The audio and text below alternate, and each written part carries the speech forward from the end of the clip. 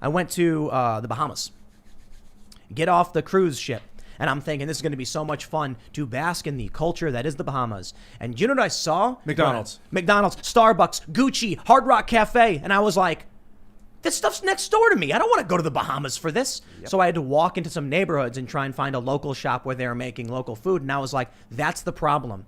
It's going to be like everybody put on your gray jumpsuit, shave your head. Everything's the same. No matter where you go, anywhere in the world, it's McDonald's and Starbucks. Welcome to globalization. It strips out the adventure and the uniqueness and the decentralization of the human experience. Agreed. And in fact, we call that global homogenization. And that's something that we think is really bad. And so therefore, I am in favor of global homophobia. That's what I'm in favor of. Global homophobia. I love that word. Homogenephobia. Yes, exactly. My problem with globalization is, we had a guest on that actually made this point, I think, or you did about someone else that said it, is that it's inevitable. It's going to happen regardless. It is. How is it going to happen? Factually not inevitable. At the rate we're going, the expansion and interlocktivity of human interaction. Yeah. No. Ask Victor. Interlocutionarity. Ask Victor Orban if he believes that global homogenization is inevitable. The point is that I think that it might be inevitable, but how it's going to happen is variable. So there's been a pushback against political globalization. People don't want that. People don't want that in the U.S., the internet. People are terrified of a one world government. So they're going the economic route. They're trying to. It's more cultural. It's cultural, like with the movies and the music and the film and the genes and the whiteness and all the things. Those things are exported. You can export them across the pipes. You can, the internet pipes up in the satellites and the whole thing.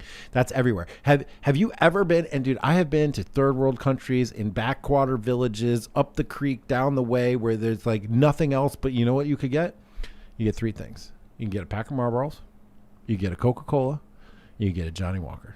You can get those anywhere. Johnny Walker? Oh yeah, Johnny Really? Walker. Johnny Walker. It's all poison. I tell you this, man. When being in Egypt during the revolution, you see the McDonald's three blocks away. Yeah, but that's decades old. That's been everywhere. McDonald's has been in Beijing since who knows how long ago. But the most important salient factor in what we're talking about here is the values, the political values, the personal values, the morals, the virtues, the family structure, all these things that we hold dear, the virtues that the country was built upon.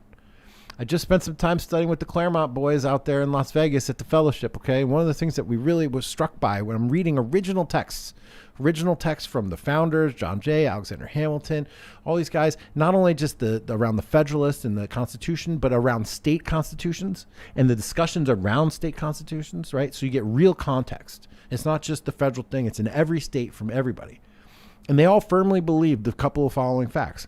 One, that you have to build the government like a coat to suit the individual.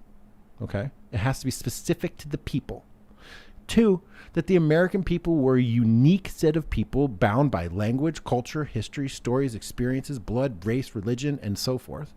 And so therefore that the American government was built as a coat to suit these unique people. And we can't take that coat. Tim, imagine if we took my jacket and put it on you.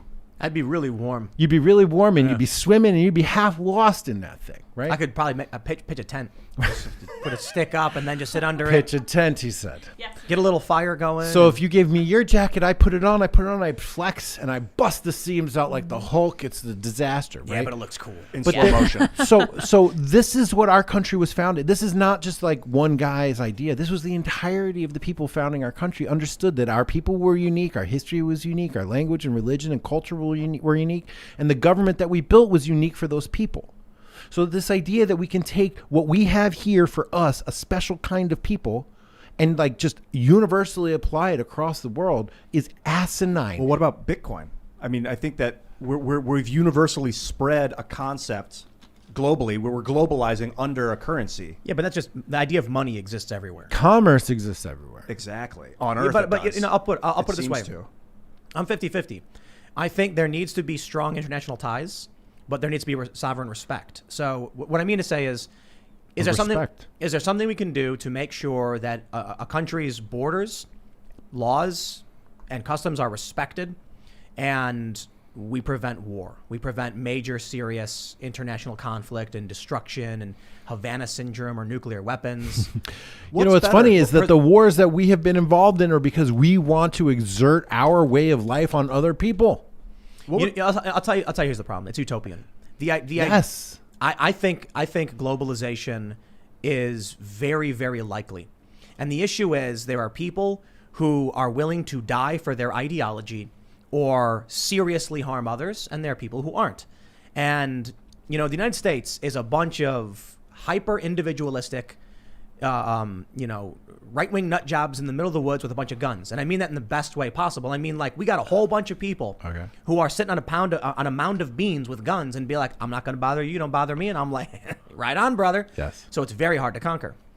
That's not everybody, though. There are a lot of countries where they're like, my God is the one true God, therefore, and they're gonna fight and they're gonna attack. And then you have communists who have found subversion to be the powerful method. And so now you might have that hyper individualistic dude who's living in the mountains, who's minding his own business respectfully, peacefully, and he's well prepared. But all around him, the cities are falling to subversive ideologies to submit, to break apart. We have a relatively decentralized system here compared to many other places. Yeah, many by other, design, yeah. By design. And so you can subvert that. And Yeah. that's what communists and Marxists and others have been doing. So ultimately what I see is those who are willing to oppress, lie, cheat, and steal have a major advantage, and they've been winning in that front.